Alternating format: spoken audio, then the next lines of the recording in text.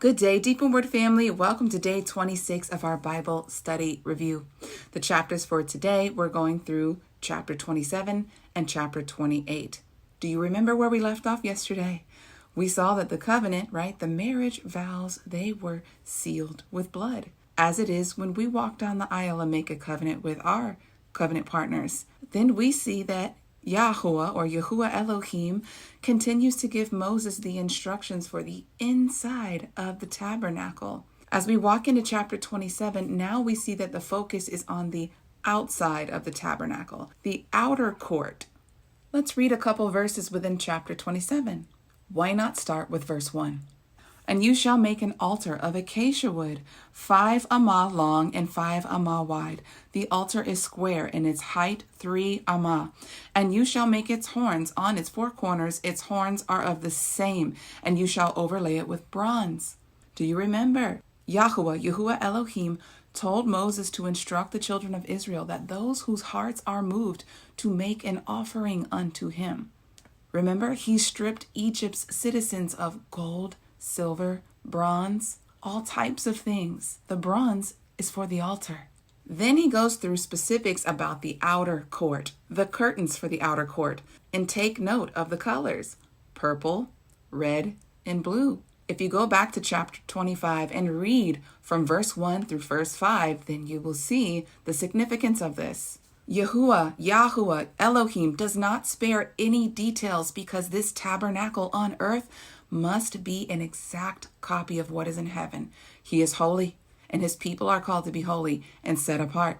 Let's go down to verse 20 and let's read something very interesting. And you are to command the children of Israel to bring you clear oil of pressed olives for the light, to cause the lamp to burn continually. The oil for the menorah. Are you getting a picture of the parable of the 10 virgins? 5 were wise and 5 were unwise. 5 had the oil, 5 did not. The oil represents the Holy Spirit. The lamp itself represents Messiah. He says, I am the light of the world. Please take the time to go to Matthew chapter 25. Read verses 1 through 12, and you will see the parable of the 10 virgins. See, those who have oil in their lamps have the Holy Spirit, and those who do not have oil are in utter darkness. Those who are truly of Messiah have oil, have the Holy Spirit. And those who claim his name but really don't live for him look like the 5 unwise, because he said this oil has to burn continually before him. Verse 21. In the tent of appointment outside the veil which is before the witness, Aaron and his sons are to tend to it evening until morning before Yahuwah, a law forever to their generations from the children of Israel. That's the closing of chapter 27, and what I want to do today, much like I did yesterday, is to recommend to you one of my favorite channels, Messages of Christ. They have beautiful videos that break down the tabernacle, inside and outside of the tabernacle, and exactly what all of these articles mean.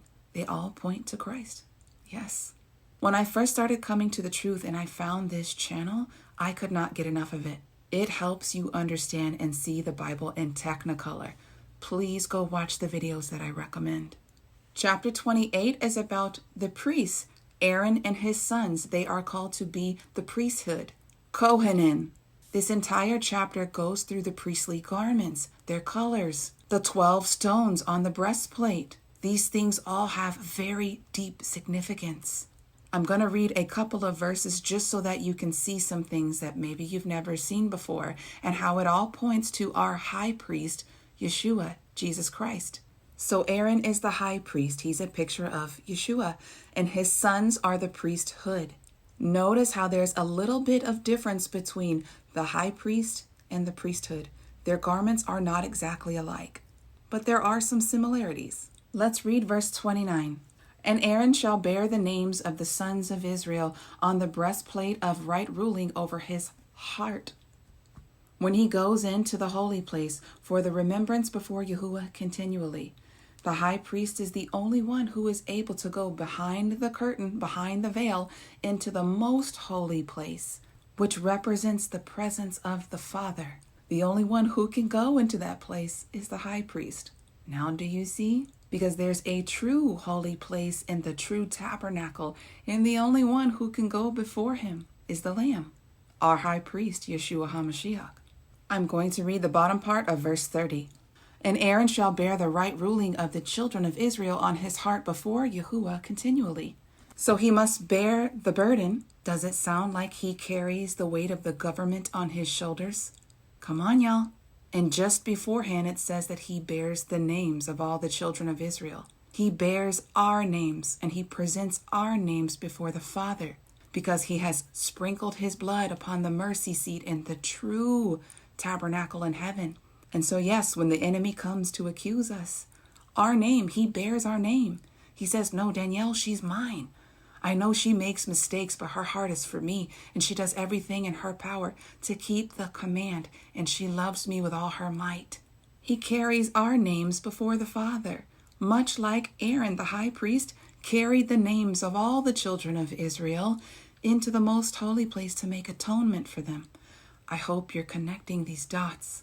I want to recommend from the same channel, Messages of Christ, more videos that connect to the priestly garments, that connect to their services, so you understand how this all points to our need for our high priest. Like I said before, please check out these videos. It will help you understand clearly while you're reading these chapters. Deep in Word family, that is all that I have for you today. Until tomorrow, Yah bless.